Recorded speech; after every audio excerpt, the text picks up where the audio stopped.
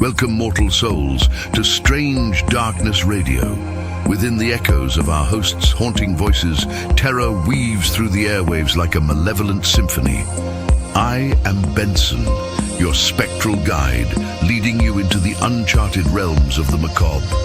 Brace yourself for a descent into a paranormal abyss with the host of Strange Darkness Radio as they traverse through tales that linger in the shadows. Spectral apparitions, haunted domains, cryptids, and otherworldly encounters. Embrace the darkness, extinguish the lights, and steel your nerves for a bone-chilling night into the heart of the unknown. It's time for Strange Darkness Radio.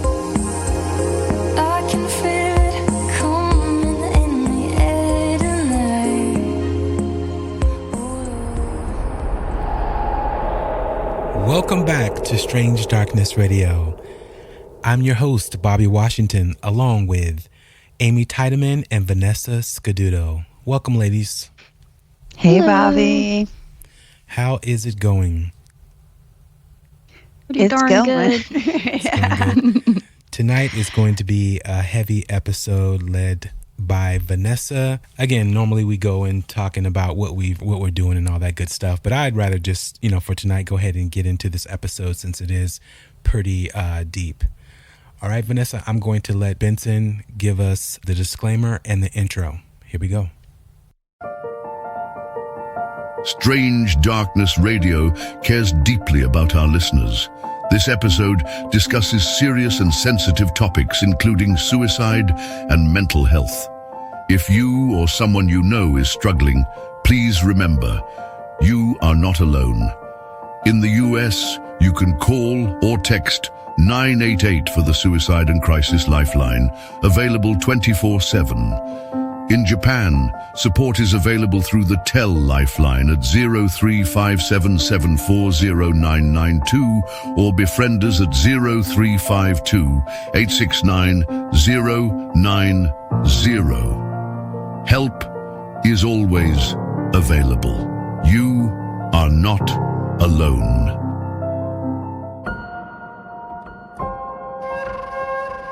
Welcome to Strange Darkness Radio, where shadows speak and silence echoes. Tonight we descend into the still haunted woods of Japan's most infamous forest, Aokigahara, the Sea of Trees, a place where compasses fail, spirits linger, and the line between life and death seems to blur.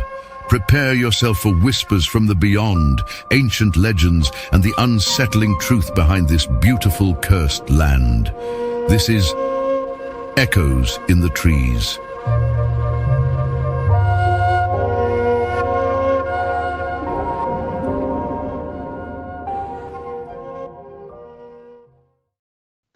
All right. Thank you, Benson, and thank you, Bobby. All right, so tonight we are heading into the shadowy silence of one of the most infamous forests in the world. The and excuse me if my enunciation is off, okay? Aokigahara, also known as the Sea of Trees, that's what it means, and it's nestled in the base of the mountain of Fuji in Japan, Mount Fuji in Japan. It is also known as, we all know, the Japanese suicide forest. And this place isn't just a forest, it's really a chilling blend of natural beauty, death, legend, and the paranormal. And this episode is called The Echoes in the Trees, and by the end, you'll understand why those echoes have captivated and terrified generations. So let's get into the terrain and the atmosphere. So Aokigahara stretches over 35 square kilometers, and it was formed by lava from Mount Fuji's eruption over 1,000 years ago. Its volcanic foundation makes it unusually rugged. Sharp lava rock is scattered across the forest floor, and the tree roots curl over the hardened surface like skeletal fingers. And this lava rock also has acoustic absorbing qualities, which dampen sound. That's right, no bird song, no wind rustling through the trees, just a really uncanny, almost oppressive silence.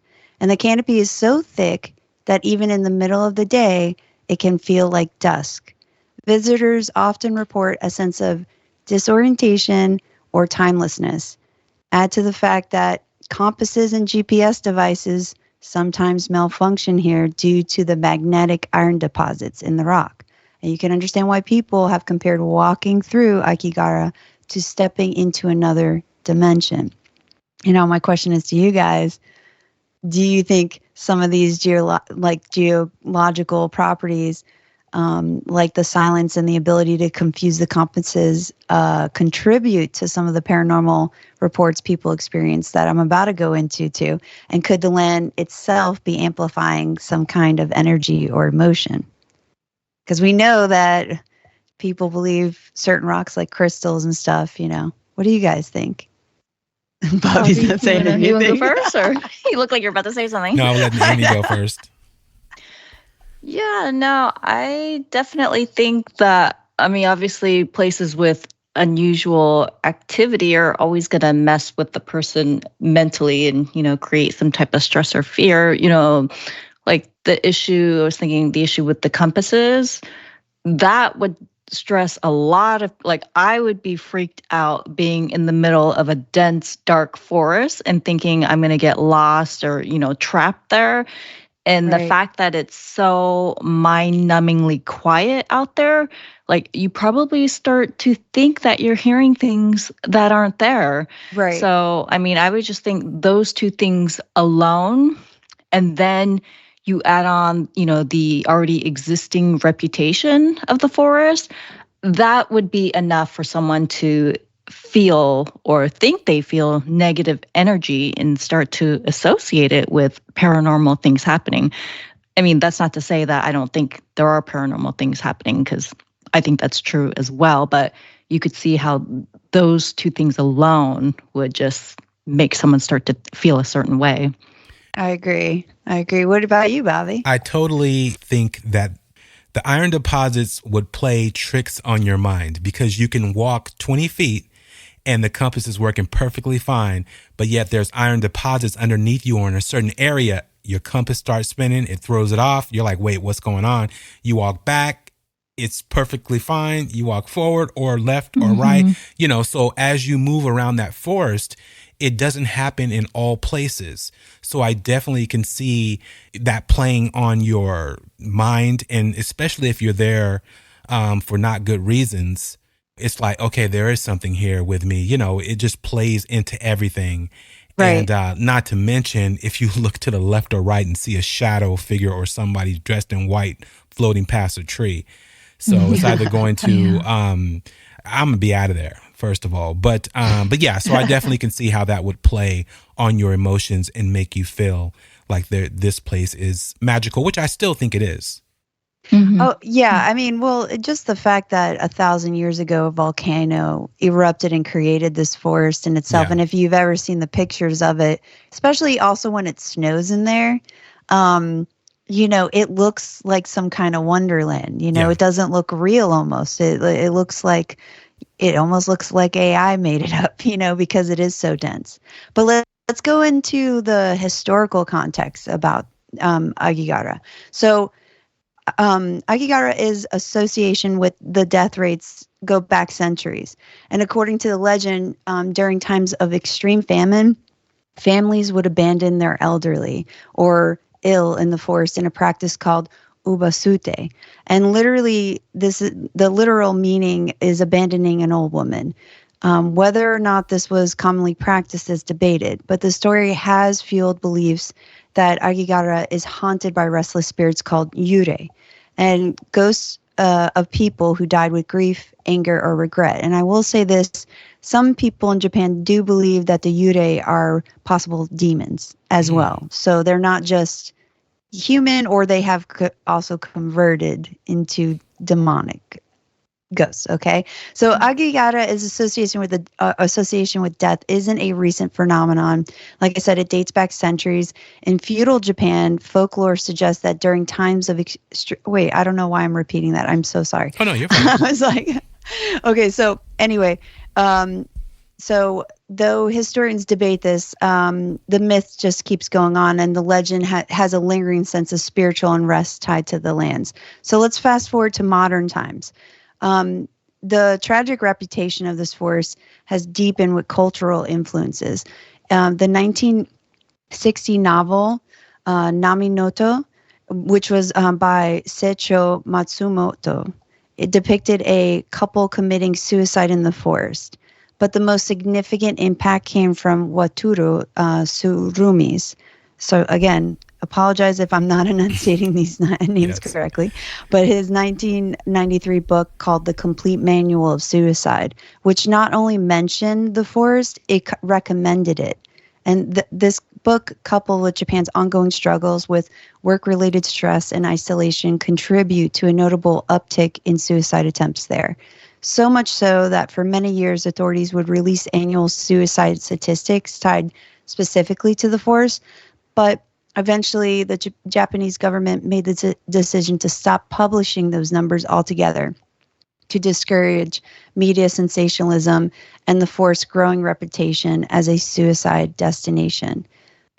In place of the numbers, they turned the proactive prevention and quiet vigilance to proactive prevention and quiet vigilance. And that brings us to what they've done beyond the signs that they put up, because yes, those signs are real that you'll see when you enter into it. You'll see them nailed to trees near the entrances with heartbreaking messages like, your life is a precious gift from your parents, or think about your family, don't suffer alone, talk to somebody. Many of them also include contact information for mental health hotlines. But that's just the beginning. So what they've done to implement like some of the measures is they have surveillance cameras installed near the forest entrances to monitor activity. These aren't just for law enforcement. They also are used by volunteer support groups who monitor for signs of hesitation or distress. There's rope markers and trail guides. And in some areas of the forest, ropes are tied to trees, guide visitors back to the main paths. While originally used by explorers and rescue workers, they're also been intentionally placed in areas where people are known to lose their way, both physically and emotionally. And I will say about those ribbons, sometimes, unfortunately, people who do go there and have a goal, they put them there too so people can find them later for their families. So increased patrols, so local police and volunteer patrols now frequently walk the forest and gently engaging with visitors who are alone or appear disoriented. Some volunteers are trained in crisis intervention and come from local mental health networks. And there is also annual recovery missions. Since the 1970s, organized searchers do carry out local remains of, they'll carry out searches for local remains of the deceased, both for respectful retrieval and to provide closure to the families. These operations are quiet, somber, and often carried out by those who volunteer year after year. These efforts are less about erasing the forest's reputation and more about reclaiming it, not as a site of death, but as a place where hope and intervention are still possible. And I will say this, March is their uptick because Japanese culture, that's the new year. That's like a quarter of the new year. And I guess what finances and stuff, because the culture is much more closed off than an American culture, I guess, in the sense of like expressing loneliness and things like that. Mm-hmm. I will also say there isn't, when they talk about ubusute, when they talk about leaving the older women behind, there is a thing going on right now in Japan where older women are actually committing crimes so that they have somebody to take care of them so they can go to jail. So there is something going on within there. Yeah. But I want to ask you guys, like, with all these preventative measures, do you think Japan is doing enough to change the energy around the forest? Or do you think there's something more? Maybe there's something emotional, spiritual. I think we also mentioned cultural that still lingers too deeply for infrastructure alone to fix. I mean, how much influence do you think also the literature and media have on places becoming magnets for tragedy or supernatural, or like, can a story create a curse? No, go ahead, Amy. Go ahead, Bobby. No, go ahead. No, I was just going to say, I definitely believe they're doing a lot, especially for the environment, the area. I know if what I was reading, that if you're a store clerk and you see a young kid or female in the teens or early 20s, and they're saying they're on their way to that forest, they ask more questions. They say, "Are you okay?" They give them pamphlets. They actually alert authorities. So it's just not even the situation when going into the park, the forest. It actually occurs as you're traveling toward it because it happens so often.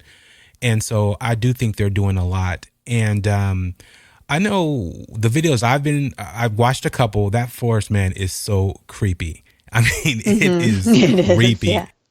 It's beautiful and creepy at the same time, though. That's what's crazy about I'm going with creepy. I wouldn't go there. I go to a lot of places, but I wouldn't go there at all. Yeah. I mean, it looks so creepy.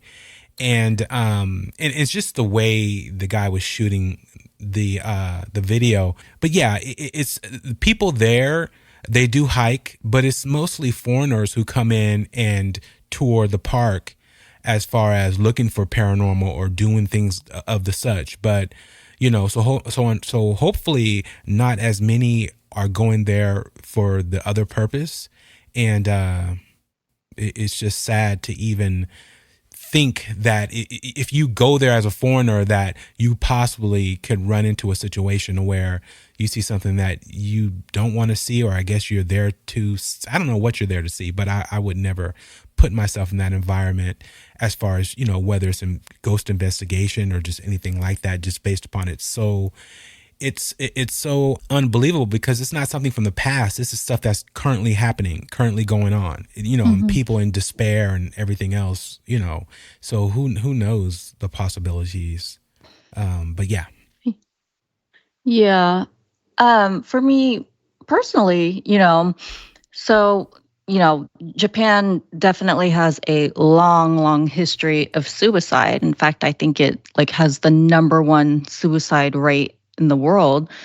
And so, you know, with many Asian cultures, even here in America, and I know definitely in Japan, there is a huge stigma associated with seeking help for mental issues. So I definitely applaud the uptick in tactics to try to reduce the numbers of people, you know, going there and doing that. But I think, and I'm not exactly sure because I don't live there, but to me, it seems like there could possibly be more done overall in addressing the topic of stigma. You know, like an educational campaign to raise awareness of mental health issues and that it's okay to ask for help, because I know like in the Asian, like we don't go to therapy, you know what I mean? Like it's just very uncommon thing it's seen like as a sign of weakness. So I think that just the stigma associated with getting help for behavioral health issues is something that they could also work on, not just putting signs there. And that's good. That's great. And I'm glad that they're doing that. But I think I personally feel that more could be done regarding the topic because, like I said, it's one of the top rates of suicides in the world in Japan. So there's something going on. You know what I mean? Yeah. So you mean as a nation and as a service for the government to help people who are, you know, make it a strength thing opposed to a weak, you know, thing to where, you know. Like it is okay that to go seek help, but a lot of the people, they feel like such shame. So it's just a thing that, Yeah, I feel like to them it's an honor thing too, you know, like it's like even in the Latin culture, you know, my mom's generation didn't believe in depression. There was no such thing, you know, and I think that is sometimes a cultural thing where unfortunately it's the shame and, you know, you're not supposed to dishonor your family by saying you have an issue, you know. And then, you know, in my family, you know, they're Roman Catholic. So on top of that, you know, talk to God. That's you. It's like, well, I have tried that, you know, that's not enough, you know. Right. So, but yeah, so I mean, I do think I'm glad they're doing more, you know, and I do, there's so many beautiful things about the Japanese culture, right? But then you know, there's also these other dark things, just like in Latin culture, you know, there's beautiful aspects of it. And then, you know, once you get into the nitty gritty, you find stuff. But let's get into our favorite part, the paranormal activity and the legends of this forest. So we'll get into the heart of what the forest, the focus of it in the paranormal world. So many who venture into the forest report experiencing more than just eerie silence.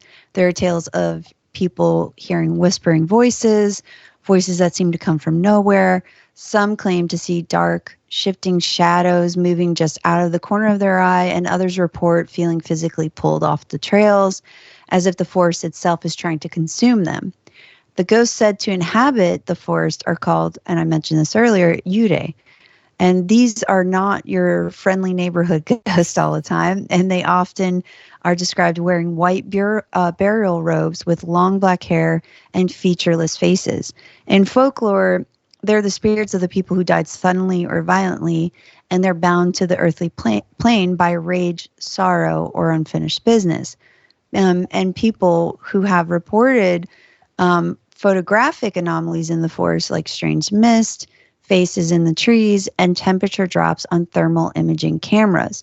Paranormal investigators, like those from the Japanese group Spiritual Spot on YouTube, have documented bizarre EMF spikes, muffled screams, and ghostly figures caught on infrared.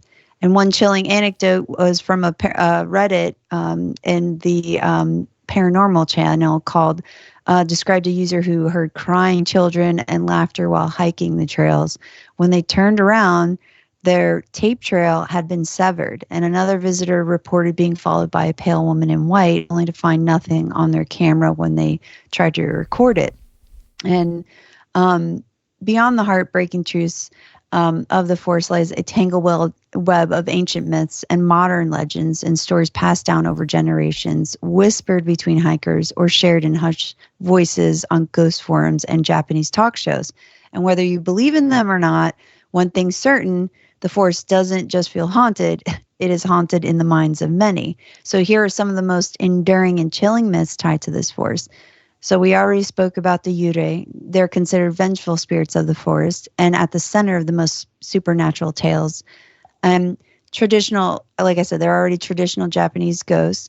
So a lot of the times, they'll see the pale woman in the white funeral, but visitors report sudden chills in parts of the forest with no wind, feeling watched even when alone, hearing whispers, weeping, or strange humming in the dense silence. And of course, we already talked about seeing the white figures in the distance only for them to vanish.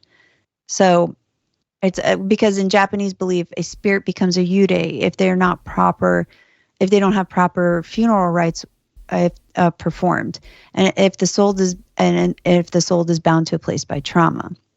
So there's also a myth that the forest traps you.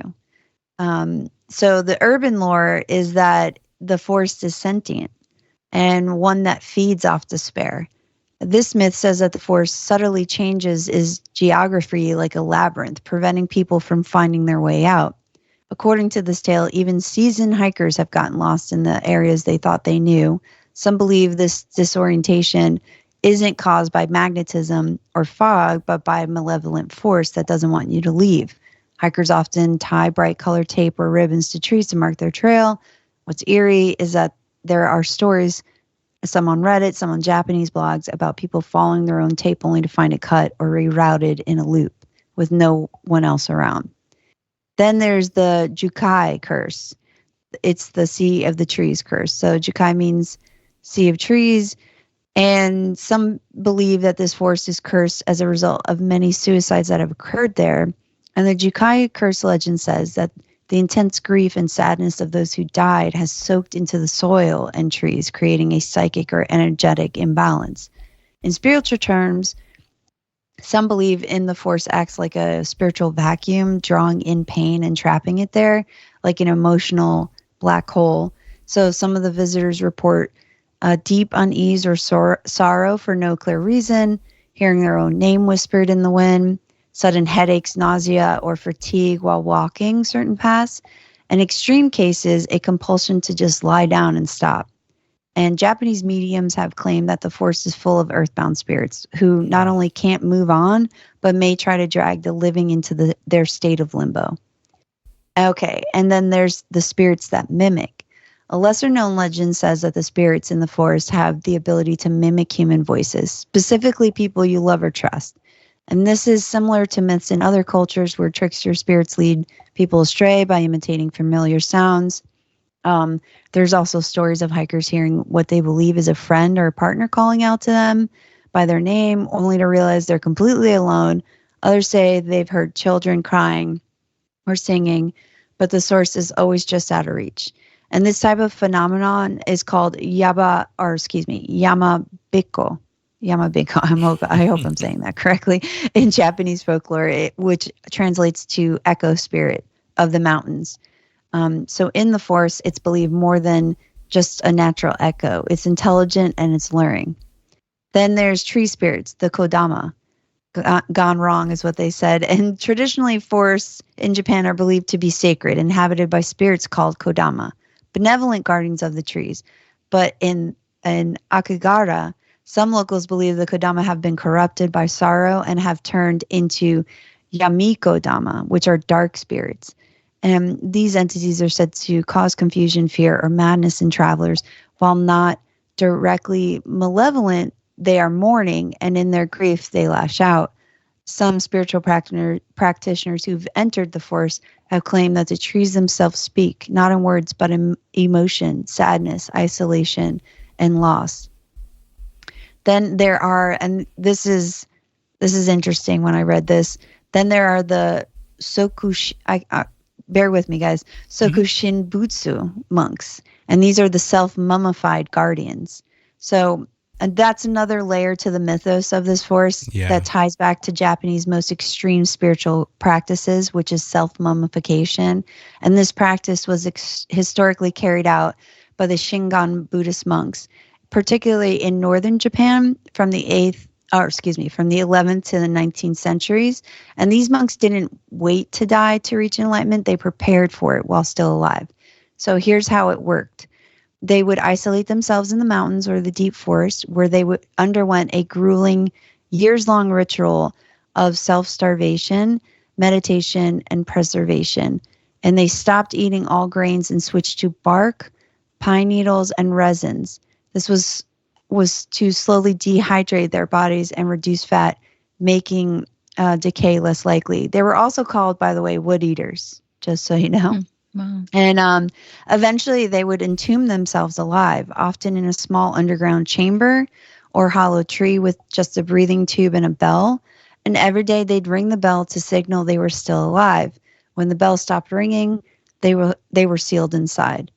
Some of these monks were sealed in for 1,000 days before the bell stopped ringing. So if years later their bodies had not decomposed, they were declared a Sokushinbutsu, a living Buddha. And now, while this practice was centered primarily in Yamagata Prefecture, it's led to a fascinating and eerie crossover in modern paranormal folklore about Aokigahara.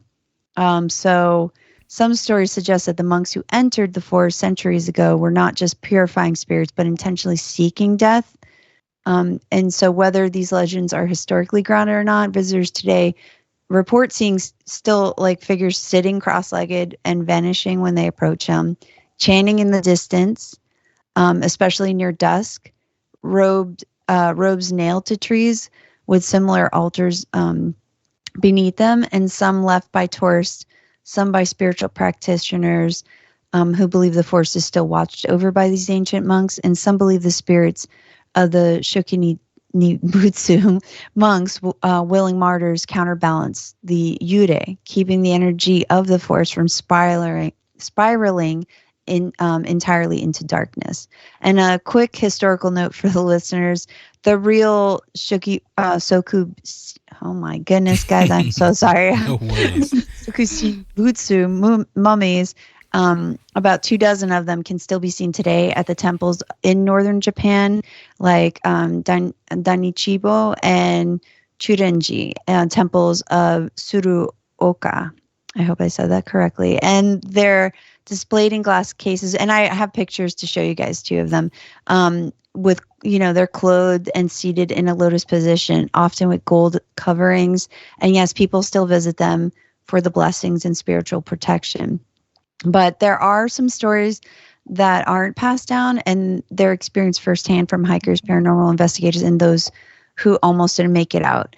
And they speak of a part of the forest that doesn't just feel haunted, but it feels wrong. And that is called the forbidden zone in the forest. And it refers to the unmarked, heavily secluded areas deep within the forest that are off limits to the public, either unofficially out of fear or unofficially discouraged by locals and spiritual practitioners. There is no official forbidden zone on the map, but it's a term that has grown out of local lore, spiritual warnings, and experiences of hikers, psychics, and even paranormal investigators who have explored the forest. And here's what you need to know about it. So the forbidden zone usually refers to areas like far off established trails where forest becomes extremely dense and silent, where Bobby will definitely never go. Got that right. Where compasses are the most unreliable. So closer to areas where the majority of the bodies have unfortunately have been historically been discovered, and where there's less tourist traffic and almost no signage. And then there's paranormal reports in these areas where things are super intense. They'll hear screaming, whispering with no source, sudden emotional changes, disorientation, and the trails, with those ribbons loop endlessly. And then, of course, they see the apparitions in those areas, and you'll hear your name be called. So why is it forbidden? Local spiritual guides and even some Shinto priests believe the energy in these parts of the forest is unbalanced, possibly due to the residual trauma from suicides, unfinished rituals, or yūrei activity, or that the spiritual veil is thinner there, making people more vulnerable for possession, disorientation, or psychological collapse. Some even call it a hungry part of the forest, a place that draws people in, particularly those who are spiritually or emotionally fragile. So one more thing I want to put out here as a cultural note: in Japan's spiritual tradition, some places are considered impure or kigare, tainted by the death or sorrow. And the forbidden zone may be one such place. It's not marked by a sign, but if you know the stories, you'll feel it when you cross into it. I'm assuming the moment you get off the trail, you'll feel wherever that may be. So I want to ask you guys about this before I show you some of the images of the monk, and then I have some videos too to show you. But do you think this forbidden zone area is truly charged with spiritual energy? I feel like I already know the answer to this, but is it, the grief, the fear, and I guess I also want to know, how you guys feel about the monks being there. And do you think that maybe some people, because they already have these ideas, maybe they're making it up because they're going in there? And especially if you're at night, and you're a paranormal investigator, because any sound, like you said, any sound now, because normally it's so dense, you may be more vigilant. But I will tell you guys this: there are bear attacks in that forest. This year alone, I think about a month or so ago, they already had 300 attacks. Yeah. So there are animals in that forest. Wild dogs and yeah. So let's be aware of that too. And I think that that's I want to put that out there because we do want to be balanced and fair in our storytelling here. So what do you guys think? I mean, me personally, I think is extremely haunted. And, we go on about how certain, whether someone's passed away in a home or in an area, be it Native Americans or whomever, we always talk about how haunted, or I should say powered, an area is because of the energy that's surrounding it. So imagine what's happening in that forest with the despair, just the suffering to get to the point to do something like that. And those people could possibly still be there after they've since passed, and their, that despair, that trauma, that energy still lingers in that forest. And so I definitely believe it's haunted. And I think it pulls people in when you get there, because imagine the longing of wanting to spend time, or, okay, I understand what you're going through. I've been there. You would think, well, no, don't do it. ghosts could be saying that, but then some of them are, join me, come with me, you're doing the right thing, and so on and so forth. So I can only imagine the possibilities of what's happening with people in that forest. Yeah, I agree. I don't think you can have that many unsettling deaths in one location and there not be some kind of spiritual presence, unsolved matters, if you will. There are hundreds of deaths every single year. So just imagine, like, since people started going there, all of the souls that are there. So I definitely believe that it is a very haunted place. But I also do think then there are sometimes, because of its reputation, people are looking for something to happen. And so I think any little thing that does happen, people will automatically attribute it to supernatural factors. So there is that as well. I don't think all of the things that people are posting on social or, on YouTube or whatever are supernatural. But I definitely think a lot of it is as well. So I think there's definitely something there. Yeah, because when you're in the forest alone, the sounds, and again, the sounds are not as, loud, and as, I guess the creatures and the sound, the way it's muffled, isn't as loud as a normal forest. But a tree breaking, snapping, just any sound can trigger echoes. It can make you look in a direction. You swipe back and forth, whether it's a branch falling, whatever it is, make you think that it's something. And it possibly very well could be, but along with the nature of the place, the feeling that you have there, just the normal things that happen in a forest, that is a recipe for fright night. Oh, yeah. Yeah. And I 100% agree with you guys. Unfortunately, self-harm like that is a traumatic experience regardless how it's done, because like you said, nobody who's in, I don't want to say right mindset, but, an emotional way is obviously they're in despair, when they get to that point, that they would harm themselves like that. So I agree that, who's to say how it was imprinted there? Who's to say they're not still there? We really don't know everybody's circumstance. And unfortunately, they haven't found everybody. There's a lot of people that families think they went there, but they have never been able to recover a body, and they're still missing. Oh, yeah. Then it said also, like the bears, they actually eat the bodies, and they say they've never did it, obviously, while they were alive, or, they were going through the process. This is after the fact. So who knows? I mean, that's probably why a lot of these people have not been found. Right. And I want to, I'm going to talk about a story, actually. And this was taken from Otherworld podcast, which is one of my favorite podcasts. Shout out to Otherworld.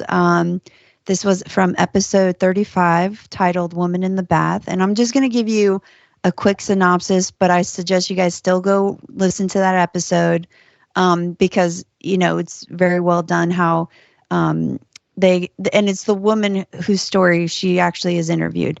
So this woman's named Cindy.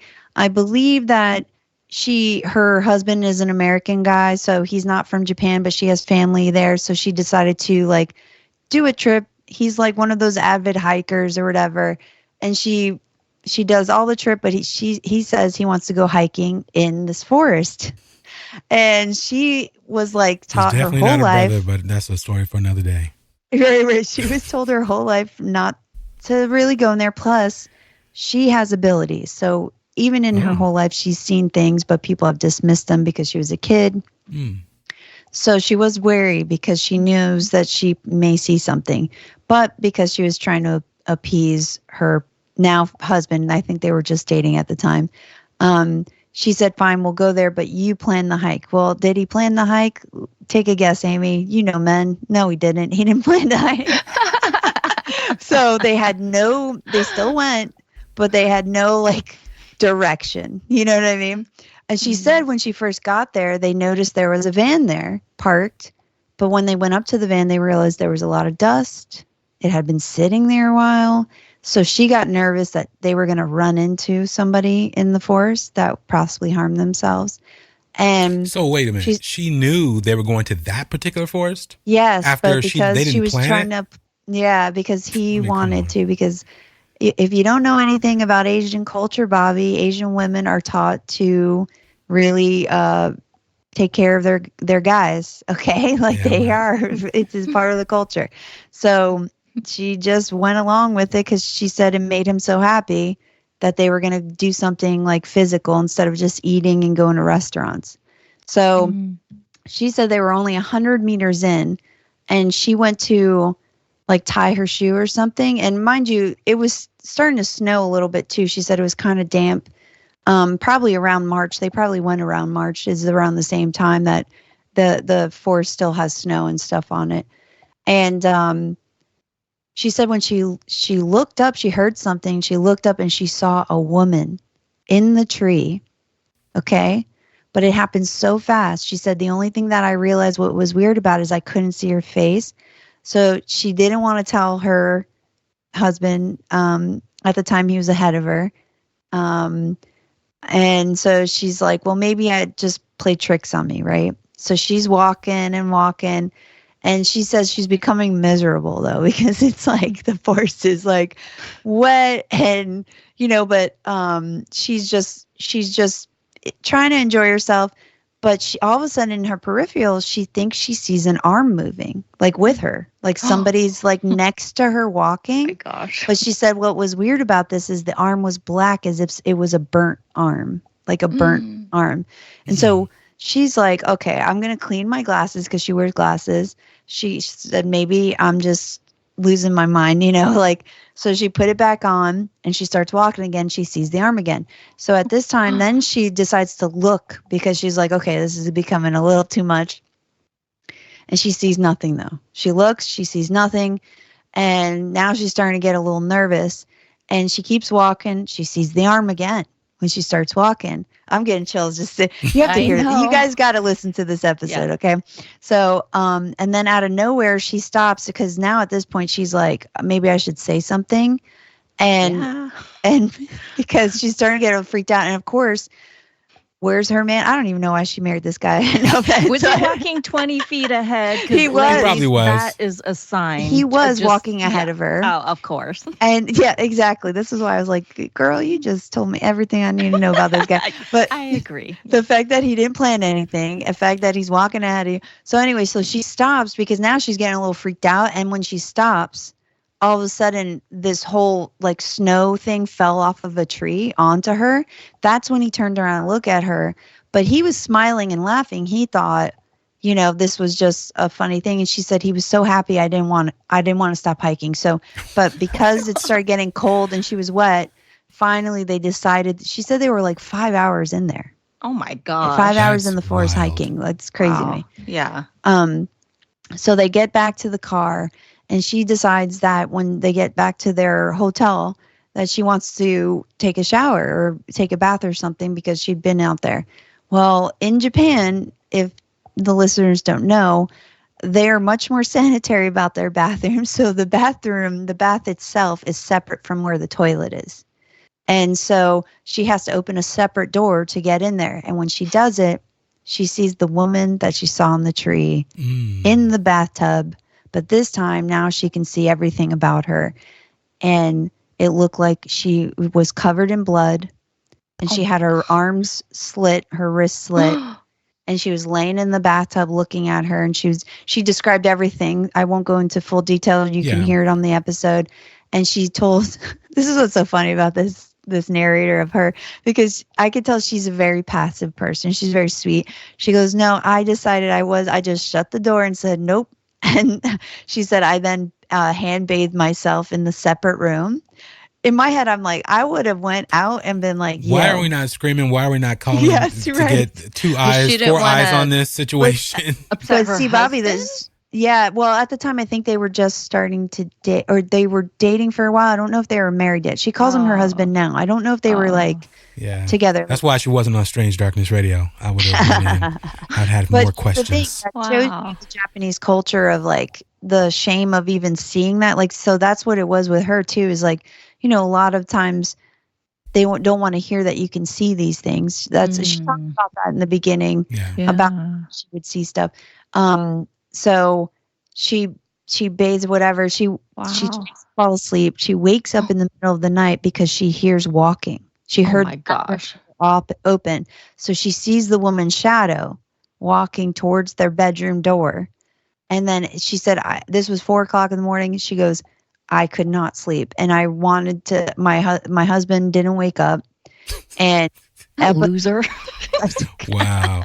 Well, he didn't know. So I'll give him grace because she never informed him. He could have just been a victim. That's true. I know. Or sitting there with a succubus the whole time thinking it was his wife and had a great time and then fell asleep. And then his wife comes to bed. Bobby, she should have said something to him. Oh, because for sure.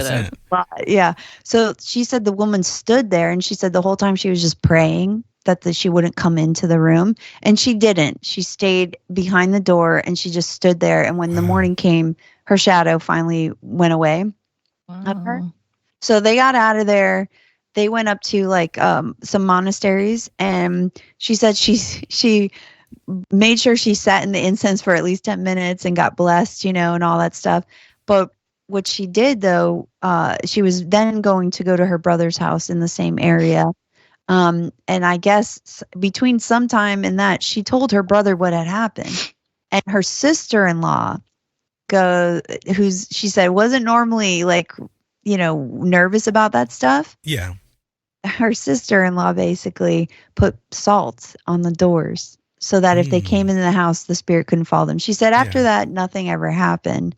But I thought that was such an interesting story because I do believe that some spirits can latch on to people. Oh, for sure. What it saddens me though personally about this story as somebody who, talks to entities sometimes, is that woman was probably asking for help. And she knew that woman could see her and was probably... Stick around to find that out, unfortunately, because... Oh, my gosh. No, not at all. Sorry. But I also want to show you guys clips from the forest, if you would love to see them. Mm-hmm. So this first clip, let me see, I got to share my screen here. This first clip is from... It's an older episode. Just one sec.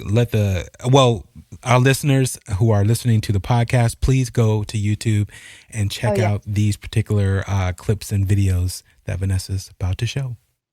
Yes, this one is from our good old Destination Truth when they were in the forest. It's a very small clip. So let me see if you guys see what they see. I like how they're like, why'd you sit here alone after that? Wow. Unfortunately, I really can't tell because of the pixelation. There's so much pixelation happening. So let me, I'll play it again because I did see it when it was on a smaller screen, by the way. Is it a dark shadow?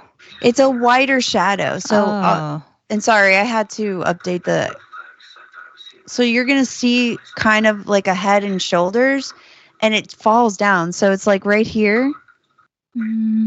They're going to play it back. You'll see. So it's right here, the head and shadows and the body, and then it falls. Yeah, I really can't tell because I'm off to having the a right, hard time seeing that one. It looks like it's pixel because it's the granular image and then the pixelization of when it's on a smaller screen, I think it's less granular and it actually you can see it better. So you guys can Google that to look for that clip. But I also have, and this is from a YouTube channel called Janko, and the title of this video is called "Scary" in quotes, "Demon Caught on Camera in Japanese Most Haunted Forest." All right, I don't agree with the demon part, but they did capture something, and I want you to look in. You guys can see this arrow, right? I want you to look in this area. I want to make sure my brightness is up actually too. Maybe that could also be affecting this. So this area right in here, you're going to see movement. I don't see the new image yet. I just see the same. Oh, you don't see it? Okay. No. Hold on. Maybe I have to. And again, for our audio podcast listeners, please go to YouTube, Strange Darkness Radio, and check this out. It's extremely scary. You have to go see it. Yes. So, okay. You guys can see it now, right? Yes. Okay, so in this area, be very mindful of movement. And these guys kind of talk about it a little bit ahead of time too. So. Yes, it is. This place is unreal. So it's going to be a long day, is all I'm saying. And you guys are probably going to hate us. I'm just saying, you're probably not going to be very happy with what I'm about to tell you. We're going to split up. We're about to split up. So. Is that what you decided on? Can we turn the volume down just a tad? So I'm going to slow it down right here. But if you look right behind Chris. Turn it down? Yeah, just like halfway. Yeah. There, right there is fine. That walks from left to right.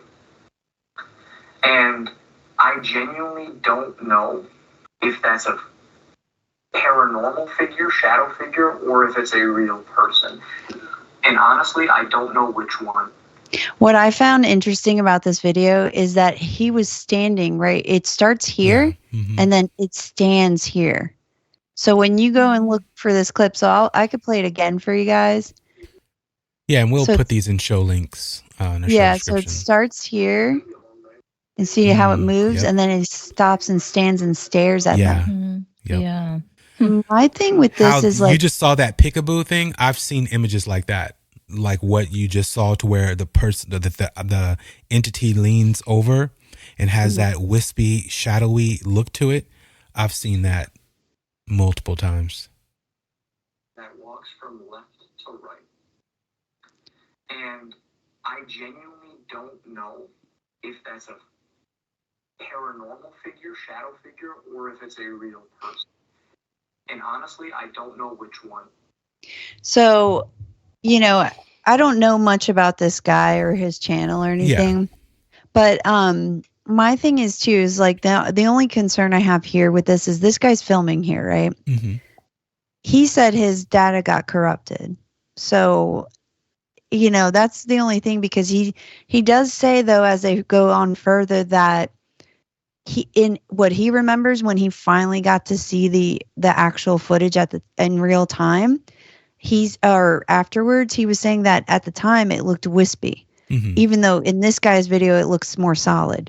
But I do find it interesting though, if it wasn't a real person, it was a very or if it was a real person, it was a very confident person just standing there, like didn't even care to be seen. It was kind of like they must, like, if it was, that's why I do think this may be paranormal, because,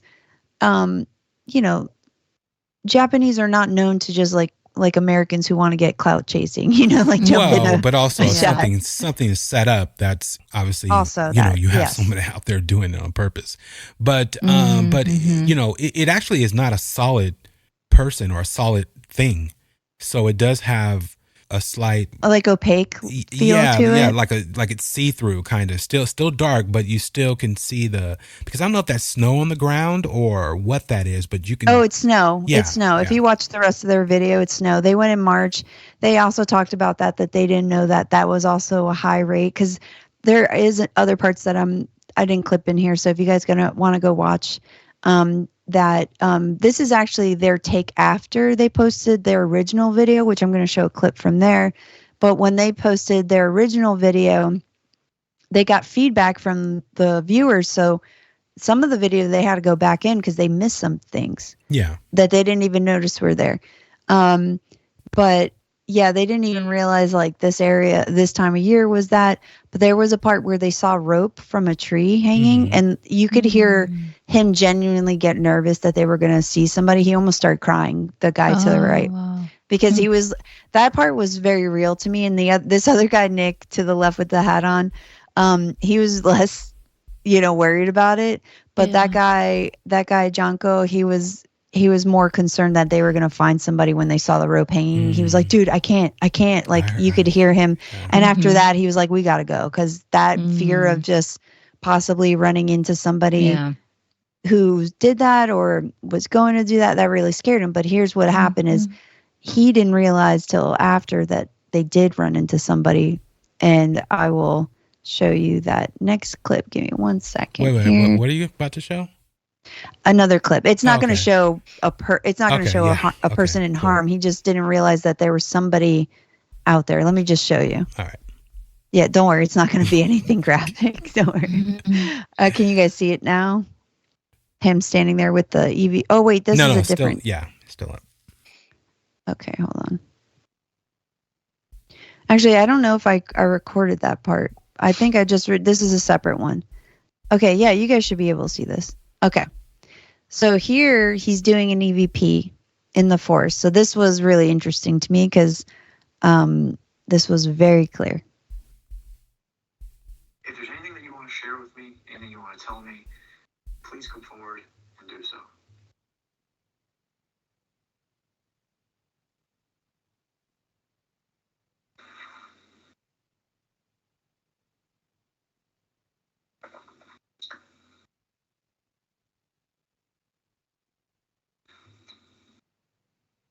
Is it true that apart from all of the stories about this forest and the sad and tragic things that occur from within, is it true that this forest is haunted, that it is plagued by some sort of darkness? What was that? Hello?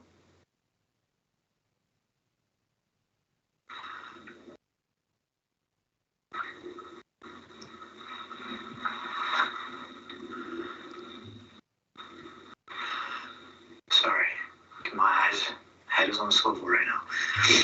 One more question.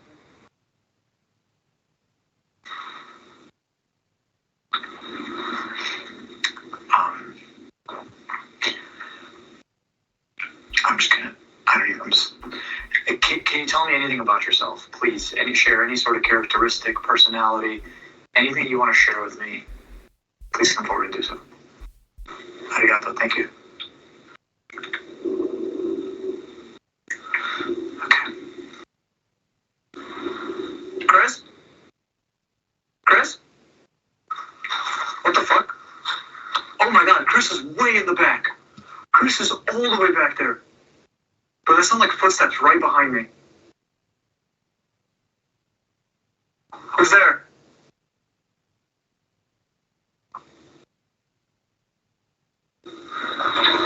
This is very, very eerie. Anybody there? Okay. Let's give this a play. Hello, spirits. Konnichiwa. My name is Yasuko. I want to communicate with you. If you can understand me, please use your energy to communicate with me with this device right here. If there's anything that you want to share with me, anything you want to tell me, please come forward and do so.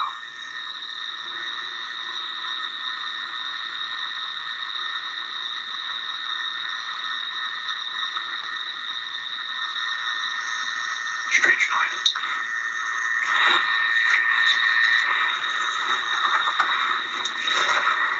Is it true that apart from all of the stories about this forest and the sad and tragic things that occur from within, is it true that this forest is haunted, that it is plagued by some sort of darkness?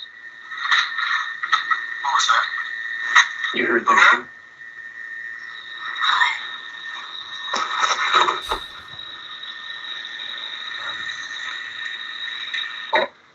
Pause it for a sec. It literally said hi. What's crazy is I literally asked if there's anything that's plaguing this land, haunting this land, and it said hi. And I thought it was just greeting me, saying hello, Come to find out in the comment section, people were informing me that hi actually means yes in Japanese. So, yes, there is something haunting this land, and, we believe that already, but it's just good to get confirmation. And honestly, it's so freaky. A lot of people in the comments were doubting that part. They were saying that it sounds like it was added and post-edit, the high, right? And although I agree, I actually have the original recording right here from the forest, and So he replays it to show that it wasn't pre-recorded in post, because I thought so too. Actually, it was so clear. I was like, maybe they added this thing, but he plays it here. So again, I don't know this guy very well. I don't know exactly, what his motivations are or whatever. Yeah. Well, I mean, he's probably just a ghost hunter, and does it for his channel and everything else. So, I generally take most people with a grain of salt to hope that they're doing the right thing by trying to capture evidence and presenting it to us with the faith that is actually real opposed to being faked. So hopefully that is the case. Yeah, I mean, I had another video, but we don't have to cover it. It was basically, you can go watch his video. That original video that he was taking clips from is called Terrifying Japan's Most Haunted Forest. And again, his name's Janko, Janko. That's his YouTube channel. And you can see that video for yourself. Yeah. So he's better than me. I wouldn't go. I'm trying to get the nerve to do things like that, but that's the extreme. To me, that is the extreme. I think if you go, you should always have something to protect yourself, though, honestly, sure. Especially in a forest like that has so many tragic deaths, I'm taking a group of angels. So. But let's talk about like the controversies and stuff that's been in the news. So the forest has made international headlines, most notoriously in 2000s. Just get out of this page because oh, I'm sorry. I didn't realize I forgot to stop sharing. Thank you. Thank you, Bobby. So again, most notoriously though, in 2017, when YouTuber Logan Paul filmed the body of a suicide victim in the forest and uploaded it to his massive audience. The backlash was swift and fierce. The video was removed and Paul issued an apology, but the damage was done. For many, it was the first time they had even heard of this forest, and they heard about it through the lens of exploitation. And this basically sparked global conversation about the ethics of visiting or documenting places associated with tragedy and death, and that brings us to something called dark tourism. So why is it called dark tourism? The term was coined in the 1990s by researchers John Lennon and Malcolm Foley, and the dark doesn't imply evil or malevolence. It refers to the darker aspects of the human experience, which is death, disaster, violence, and grief. And the dark tourism is the act of traveling to locations that are historically linked to tragedy, like the 9/11 Memorial, Chernobyl, Auschwitz, or in this case, Aokigahara. And these aren't vacation spots. They're places that force you to reflect, to reckon with suffering, history, and mortality. But the line between education and exploitation can get blurry. Is the site being visited to honor its significance or to satisfy morbid curiosity? And in Japan, the response has been carefully measured. Officials stopped releasing suicide statistics, as I mentioned earlier. And signs now line the entrances, so to remind and be considerate and to value people's lives. And so what do you guys think, though? Does like the dark tourism help us face difficult truths and preserve history, or is it just another way for people to exploit pain for entertainment? Where's the ethical line, especially for creators, even us, discussing stuff like this? I say it's a bit of both, because it goes to the person and what your motives are, to do it and the reason that you're doing it. There are people who do it for clicks and likes and to grow their channel. Then there are people like I believe myself and like we are. I do it for not going or doing a particular subject that's really dark or that's all about the darker side of things, but it's more to find out what's true and what's not, what's really real, what's happening, what's on the other side.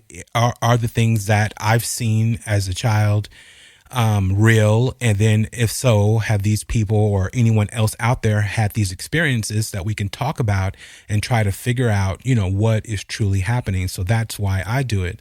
So I do take everybody's motivation, and how should I put it, to where it's, if you're into the seedier side of the paranormal, then that's fine. If you're in the darker side of, paranormal, that's cool too. That's just certain avenues I won't go down or channels I won't touch or look at. So it just depends. Everybody has their motivations. And to me, I'll allow them to have at it, Yeah. Yeah. Yeah, that's a tough one. I definitely think that some good can I mean, not being exploitive, obviously. And I think that the whole thing with Logan Paul was very much so, because he was even on there laughing and making jokes. It was very disrespectful. It was. But yep. yeah, but I think people can go there and use it to raise awareness of, mental health and, resources, that kind of thing. Like it does bring about like education and awareness. So that part of it is good. But I think if you are going to go there and do that kind of thing, you have to be peaceful, you have to be compassionate, you have to be respectful, and you shouldn't be filming other people. You don't know what people are there to do. So you just have to be mindful that other people are there maybe to do, unfortunately, what a lot of people go there to do. And, you just can't go there and make light of that situation, because it's known for very dark events. And I just, I don't agree with going there and making light of that just so you can get subscribers and clicks and things like that. But I think you can go there and raise awareness about it. And like I said, just be respectful and compassionate. But there are I 100% agree with you guys. Dark people who love dark content, whether it's on the dark web or whether it's stuff that they get around the way of posting things. I've had even friends send me the wildest shit. And I was like, and I was, it's a friend. So I'm opening it up. I'm looking, I'm like, what the, F? And like, dude, you really sent me that? Well, dude, I thought it was funny, blah, blah, blah. And I was like, how do you find that funny? And why is this even on the web? And it was just wild. So people do crazy things, and people are into everything. Anything you could think of, people are into, people are doing. So to each his own is just not my route. Yeah, I agree with you, Bobby and Amy. Like, I feel like, when we talk about stuff, at least here, it's for curiosity, it's for interest, it's to learn more. It's not to, if people watch it, great. If they, or listen, awesome. But it's no clout chasing over here. You know what I mean? This is not for clicks and likes and views. This is to help educate other people too, who maybe are curious and don't know, or things like that. But yeah, I'm with you too, Bobby, on some of those videos. I've had to tell people, don't send me certain types of videos ever. And, especially animals getting hurt or kids. Like, I don't, I don't know what that's about, where people are like, oh, this is funny. I was like, no, it's not. Like, even if it was an accident, that's not, I don't want to see it. It's weird stuff where I'm like, oh, I didn't even know you thought like that. Exactly. Well, no, I tell all my friends, if you're going to send that, just send porn. I'd rather just send porn than somebody, unaliving themselves. But I'm just joking on that anyway. I know you're joking. Sure, Bobby. Sure you are. No, well, saying. In Florida, you have to use an ID now to watch Pornhub over here. So you can't have to do what now? Yeah, are you have serious? They made it illegal. So you have to like submit your you have to be 18 and then you got to submit your but picture. people can use a VPN though. They can use a VPN so that they don't know they're coming out of Florida. So it's like, Yeah, but I think I know people hate it because it's a step in the government in their business, but I think that's actually a good thing for the studies have proven though, Bobby, the content that some of these people, they're going to find a workaround no matter what. Yeah. It's just so much out there that it's kind of, it's Boys scary. Find Hustler magazine. So yeah, you're always going to find but let's we can wrap this up, and I want to finish this off to let you guys know that there is a rising movement in Japan right now to reframe the forest as a place of reflection and healing, and not just fear. And there are nature tours are offered by guides who focus on the forest flora, fauna, and ecological significance. And some spiritual practitioners even come here for quiet meditation, saying they feel the energy of the place is not evil, but deeply misunderstood. Mm-hmm. I do have one more question before I conclude this, though, to you guys, is do you feel like the forest can ever reclaim its dark reputation, and can nature itself heal from emotional trauma that's become associated with it? I think over time, people stop going, and I'm talking about maybe 100 years from now, but no, I don't think so. Just because of how it all happened from one book, how it started as a quiet place to go and be alone. Because again, in Japan and certain places in that country, you can't, it's hard for you to be alone, or, everything is so stringent with just time, things that you have to do, your day-to-days and all kind of stuff. And people in that book led those people to that particular scenario. But yeah, no, I think there's nothing that would make me want to visit that, even though, again, for the healing moment and points in time, no, I think it's going to take a long time with nothing happening moving forward, which I don't think that's going to be the case. So that's why I don't think it will change. Yeah, I think it would definitely be a while, but I think it is definitely possible. I mean, I don't think, obviously, its reputation is ever going to be forgotten and dismissed, but I think they can reframe it and reshift it. Focus on the beautiful parts of it. Because I know that there's a lot of beautiful caves out there. So I just think it's just just reshifting the way it's portrayed. It has to be like a constant thing.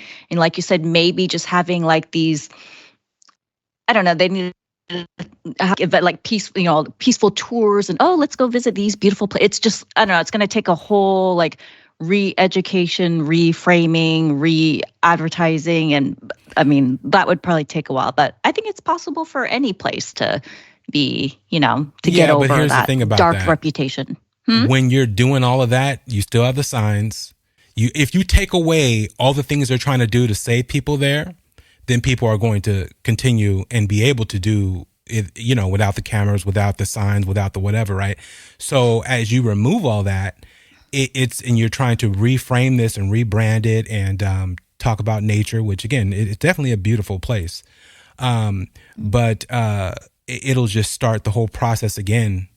Then you're in there with a group, and next thing you know, you come upon a person. I mean, that's just, Well, I don't think. Why you gotta be so negative? No, I don't think you got to remove the signs or anything, but I agree with I'm Amy, just talking about that out of seeing that will always focus you of what this was about and what's happened. I mean, that's the same as the San Francisco, the Golden State Bridge. I mean, there are signs there not to jump. I mean, people jump all the time. I mean, I've been on that bridge myself. It's an eerie bridge to stand on. It's also eerie to cross, honestly. But I do think that over time, the earth can heal itself. But unfortunately, because it keeps happening, it's it's something that, like Bobby said, may take. I think it could take hundreds of years, honestly, if there's not other things going on to counteract the imbalance of that energy and not that it's. I want to say negativity, but it's not, I'm not saying these people are negative that go in there. It's just, unfortunately, the emotional aspect, the mindset they're in at the time, is in a negative framework, grief state and I realized I didn't show you guys pictures of these monks. I don't know if you want to see them real quick. Our listeners probably want to see them real quick, but okay, let me show you the monks. Look at Amy wants to see them. See what I mean about the dark side? Let me just show them to you guys real quick, because see how cool they look, though? They do honor them. Did you really just say that? I mean, I think mummification is cool in the sense that we have a look at history. I'm not saying nice. I obviously That's I care Vanessa's personal. that these. Wow. I mean, I think it's nice that they're honoring them instead of like, and this was a plaque given to one of the monks because he was in there for 1,000 days before he passed. And this was that monk. Gosh. But here's what's cool, though. These are the areas that they were found in, some of them that they were buried in. But this is what it looked like when they were buried in there. That's like self-torture. So, my Vanessa, goodness. explain to our podcast listeners what we're looking at right now. So right now they are looking at basically an image of what one of those monks would have went through. Is basically they would dig a pretty deep hole. They would then they would line the walls with rocks so it wouldn't collapse in on the person.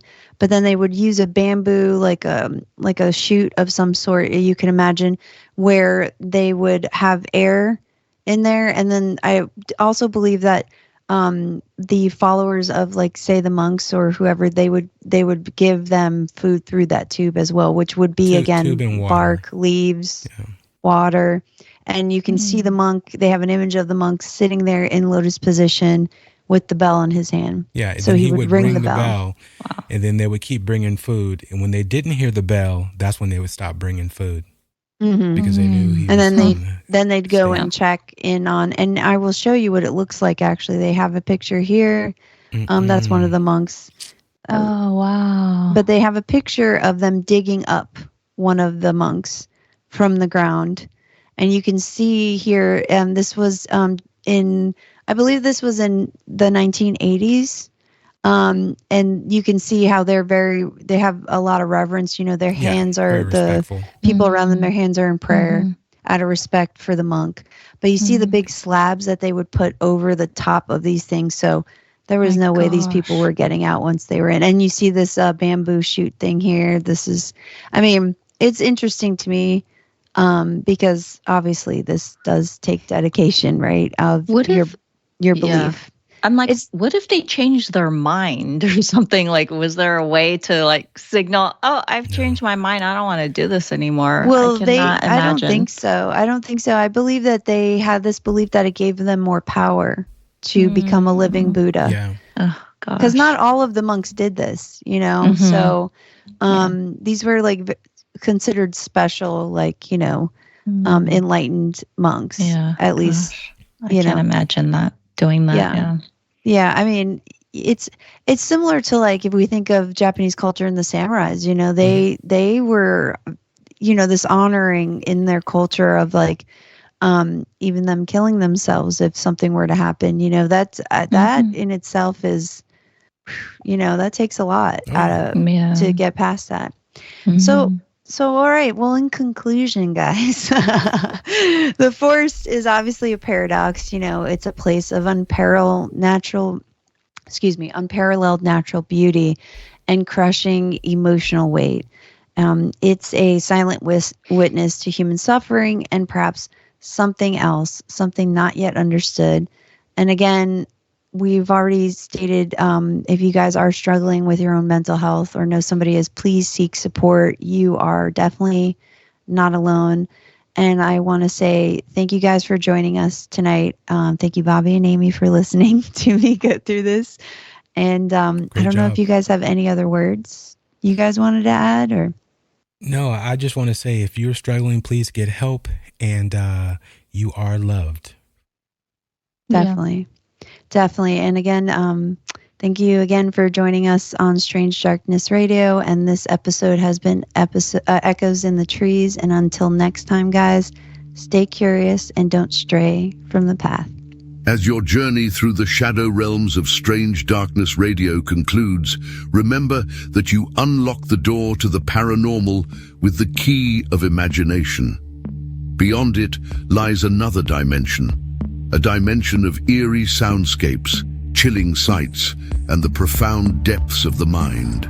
You're venturing into a land of both haunting shadows and tangible substance, where the ethereal meets the corporeal, and ideas take on a spectral form. You've just crossed over into the Strange Darkness Radio Zone. In the vast expanse of the paranormal, there exists a fifth dimension, extending beyond the known realms of our understanding. It is a dimension vast as the cosmos and eternal as infinity, a mysterious terrain between the illumination of light and the depths of shadow. This is the middle ground between the empirical and the supernatural, where fears fester in the pit of humanity's soul and knowledge ascends to its zenith.